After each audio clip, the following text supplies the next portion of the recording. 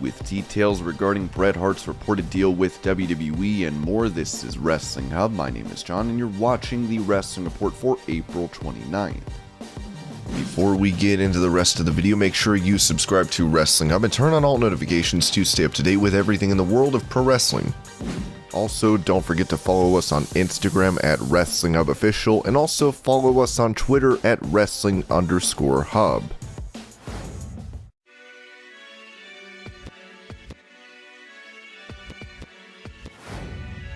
Before making his way to the main roster, Gunther had been in a stable known as Imperium. The two remaining members of the group ended up being split from Fabian Aichner, as Gunther touched on this speaking to Cultaholic. Obviously for Aichner and Ludwig, it was a little bit of a rough few days because they worked so hard together for so many years and stuff like that, and now everybody has to go their own way a little bit. But you've got to look forward and stay positive about things. It's a new challenge for Ludwig and me, but also for Fabian. It's going to be a new challenge for whatever he's going to do going forward.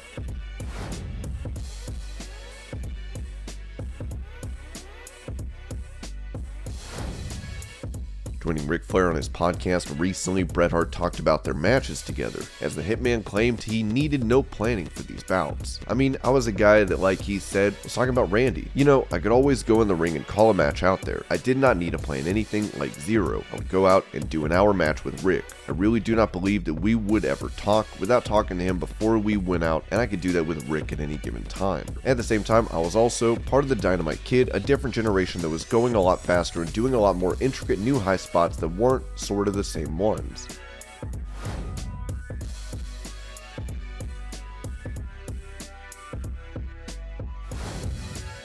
With fans wondering if Dark Side of the Ring will be picked up for a fourth season by Vice, former WWE star Missy Hyatt has a great pitch for an episode regarding Jerry Lawler's sell of the United States Wrestling Association. How about for Dark Side of the Ring, Jerry Lawler selling USWA and convinced the buyer that it was worth millions. Even if Vince McMahon vouched for Lawler. Within weeks, the new owner was making pennies. He tried suing Lawler and the judge told Jerry to settle, but Jerry got a not guilty.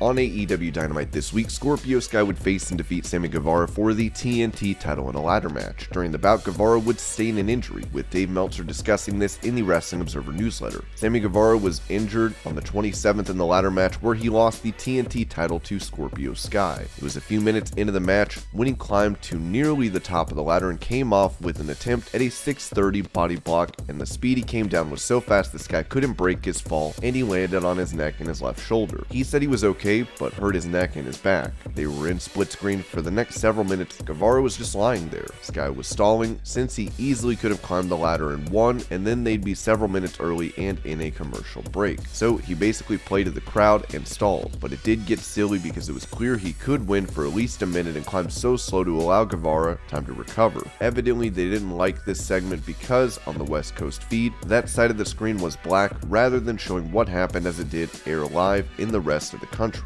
When he did finally climb, Guevara, who laid there not moving, was able to get up and tip over the ladder. When Ty Conti hit Sky in the back, which enabled him to sell until Guevara recovered. And as soon as he did, Guevara did something totally nuts again. He went to the top rope and climbed to the very top of another ladder and jumped off, basically doing the diamond cutter spot that he did in the Cody Rhodes ladder match. But this time as Guevara flew, it was Sky who caught him in a diamond cutter and they both crashed into the mat. No word on severity past Guevara saying he will be okay.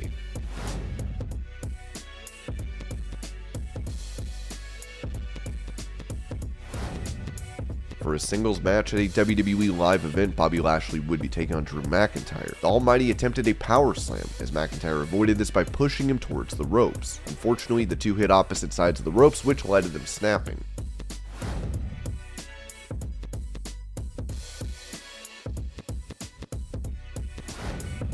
Former WWE star Ember Moon took time to speak to Chris Van Vliet, where she touched on meetings in NXT 2.0 that were about the women of the brand wearing more revealing ring gear. To be told that I've done nothing wrong and I was taken off TV for doing nothing wrong. It hurt so bad because I was happy walking into work. I remember when Shotzi left, I remember going to my makeup artist and saying I am so unhappy. We would have to sit through stupid meetings about how we'd have to dress sexy. I'm not about to wear fishnet booty butt cheek shorts because we had a 2-hour meeting about how to dress like Mandy Mandy Rose. That's not fair. Mandy's absolutely phenomenal and an amazing person, but not everyone is Mandy Rose. The worst part about this was, I knew that on some level I was leaving. I'd already gone and got an extra bag and kept it in the locker room so I could pack my stuff and leave. It had been there for a month. I was so unhappy and could see where it was going between the booty butt cheek meeting and them telling girls to alter their gear to make it more revealing. Some people were very uncomfortable with that, and they were like, nope, this is what they want, you have to do it. It didn't matter how that person felt, this isn't what I signed up for anymore. Mandy Rose would seemingly react to this news with a gif on Twitter.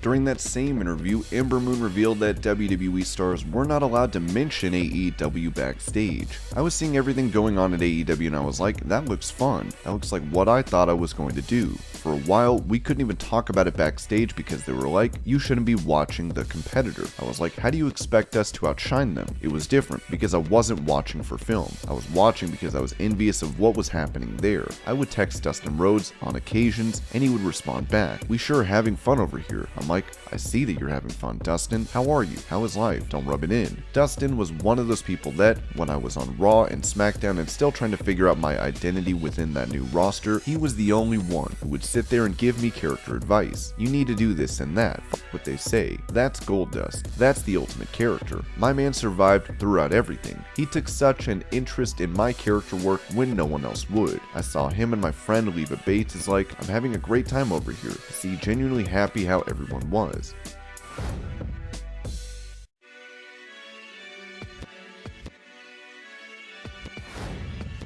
With FTR set to have Bret Hart manage them for a future independent wrestling show, Booker T mentioned the rumors of Hart signing with WWE on his Hall of Fame podcast. They got their dream come true. Bret Hart, I think, if I'm not mistaken, I know FTR are big fans of Bret Hart. They would love to have Bret Hart in that position, in that role as manager. A lot of teasing was going around in the AEW organization, Bret Hart's name being thrown around. It seemed like the writing was on the wall that Bret Hart was going to be all elite. Then something happened. I heard as of late that the teasing, all the talk about Bret Hart abruptly just boom, stopped, like a scratched record. It just can't be more so WWE. Bret Hart has to have some part as far as making this happen. There again, there's a thought process you have to go through. Do I want to go to AEW? First of all, because of course, this is something that is going to change my legacy. Then again, I don't know how this thing is going to end, as far as this AEW thing. Let's call it the AEW experiment. WCW lasted for 12 years. People don't realize that. People think WCW was a company that was around since the early 80s. It lasted 12 years. The AEW experiment, man, we're in the infancy stages. I can see certain people going over there like a William Regal. Look, if I get released, if there's a job over here waiting for me, damn it, I'm going to go get it. But if I'm someone like Bret Hart who has very, very high value to a company like WWE, I'm going to negotiate with that company. Say, hey man, look, do you guys actually want me to go over here? Because I need a job.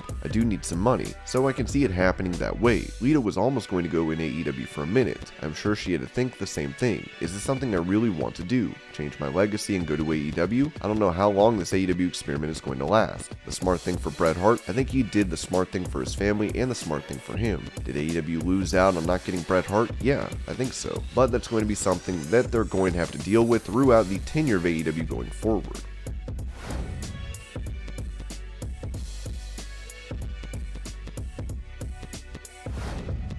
Winning a bronze medal at the 2012 London Olympics in boxing, Anthony Ogogo would be forced to retire from the sport in 2019, the year he suffered a fractured eye socket and a loss to Craig Cunningham. This led to botched surgeries and left Ogogo in a dark place, with the now AEW star telling The Independent, I was generally suicidal, and there's one night of my life, it was December 2019, if my wife wasn't home that day, I probably would have ended my life that night, because I was beyond the brink, but thankfully my wife and I were able to address my life. She literally saved my life. That was my ground zero, and I've built up from that. I gave my life to boxing and I had nothing to show for it other than bad vision, no money, no belts, and no titles. I lost my career, I lost my passion, lost my livelihood, and I've had to sit and watch people who have half of my ability grow and become world champions and multi-millionaires.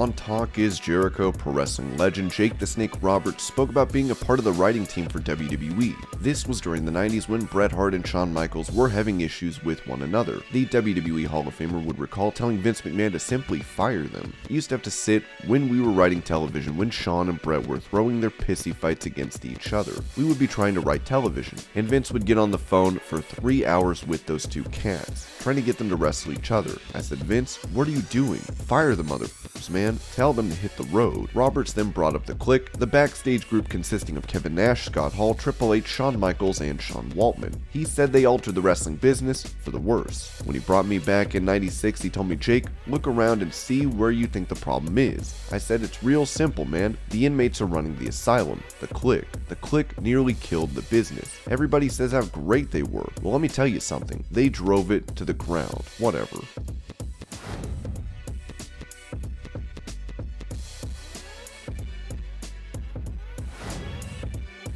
Going back to rumors of Bret Hart signing with WWE, Dave Meltzer noted in the Wrestling Observer newsletter that this will only be for merchandise. Bret Hart said that his only deal with WWE is a merchandising deal and not any other deal. AEW was under the impression he cannot appear for them due to his deal with WWE. We don't have it clear whether Hart could legally appear on an AEW broadcast or not, past AEW believed he was not legally available to them. It would make sense for him to be in Las Vegas for the Owen Hart Tournament Finals, but as we noted, as of last week, it didn't appear that was going to be the case. Dr. Martha Hart obviously can and will be at that show.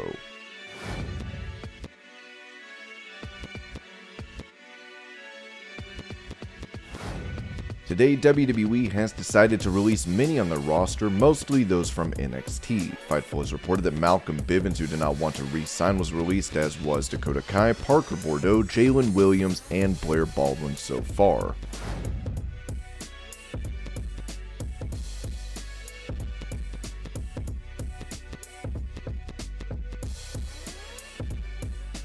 And this was your Pro Wrestling News Update. I hope you're all having a great day. Thank you so much for watching, and I'll see you later.